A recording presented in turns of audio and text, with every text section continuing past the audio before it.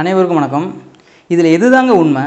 அதாவது 2021 சட்டமன்ற தேர்தலில் என்ன சொன்னாங்க அப்படின்னா, அதிமுகவும் பிஜேபியும் வந்து கூட்டணி வச்சு தமிழ்நாட்டில் வந்து பார்த்திங்கன்னா எலெக்ஷனை சந்தித்தாங்க.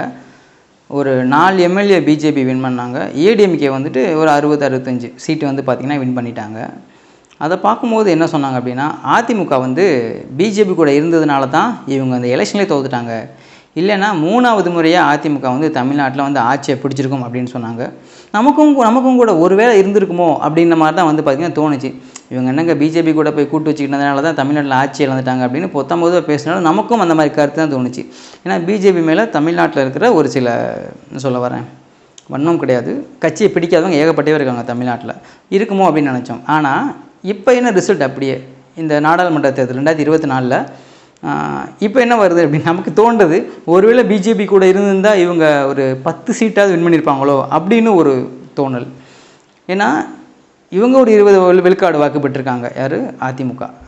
இவங்க ஒரு 7-8 விழுக்காடு வந்து பிஜேபி வந்து பெற்றிருக்காங்க. ரெண்டும் சேரும்போது வந்து பார்த்திங்கன்னா கண்டிப்பாக ஒரு சீட்டை வந்து ஒரு சில இடத்துல வந்து அவங்களால சீட்டை வின் பண்ணியிருக்க முடியும். அப்படி இல்லாத காரணத்தினால தான் 40-40 போயிடுச்சோ அப்படின்னு தோணுது. அப்போ இதில் எதுதான் உண்மை? ஏன்னா நமக்கே வந்து பார்த்திங்கன்னா ஒரு குழப்பத்தை உண்டாக்குது. ஸோ உங்களுக்கு இந்த விஷயத்தில் வந்து பார்த்திங்கன்னா குழப்பம் இருக்குது அப்படின்னா கமெண்ட்டில் வந்து ஷேர் பண்ணுங்கள். மறுபடியும் இதை சாக்காக வச்சு மறுபடியும் கூட்டணி வச்சுருவாங்களோ? ஏன்னா இது வந்து எஸ்பி வேலுமணியே வந்துட்டு அதிமுககாரர், அவரே வந்து பார்த்திங்கன்னா கூட்டணியிலேருந்து நாங்கள் ஒரு 10-15 இடம் 25 இடம் கூட வின் பண்ணியிருப்போம் அப்படின்னு சொல்லியிருந்தார். ஸோ இதற்கு வந்து ஜெயக்குமார் அவர்கள் வந்து பார்த்தீங்கன்னா இது வந்து அவருடைய கருத்து தான், கட்சியின் கருத்துலாம் கிடையாது, ஜென்மத்துக்கு நாங்கள் சேர்றதுக்கு வாய்ப்பே கிடையாது அப்படின்னு சொல்லியிருந்தாங்க. இதை பற்றி அண்ணாமலைகிட்ட கேட்கும்போது வந்து பார்த்திங்கன்னா நீங்கள் ஏன் அதிமுகவில் இருந்திருந்தீங்கன்னா நீங்கள் வந்து வின் பண்ணியிருப்பீங்களோ அப்படின்னு கேட்டதுக்கு, அதுக்கு அவர் எனக்கு வந்து பாஜகவை தமிழ்நாட்டில் வளர்க்குறதுக்கு தான் வந்து போஸ்டிங் கொடுத்துருக்காங்க, மற்ற கட்சிகளோட அனுசரணையாக போகிறதுக்காக கொடுக்கல அப்படின்னு அவர் சொல்கிறாரு. ஸோ எது எப்படியோ 2026 சட்டமன்ற தேர்தல் வந்து தமிழ்நாட்டில் அனல் பறக்கும் அப்படிங்கிறதுல மாற்றுக்கிறதே கிடையாது.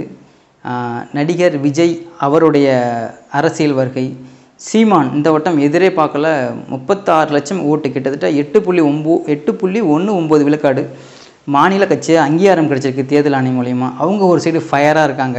ஏகப்பட்ட இடத்துல 1 லட்சத்துக்கும் அதிகமான வாக்குகள் வந்து பெற்றிருக்காங்க.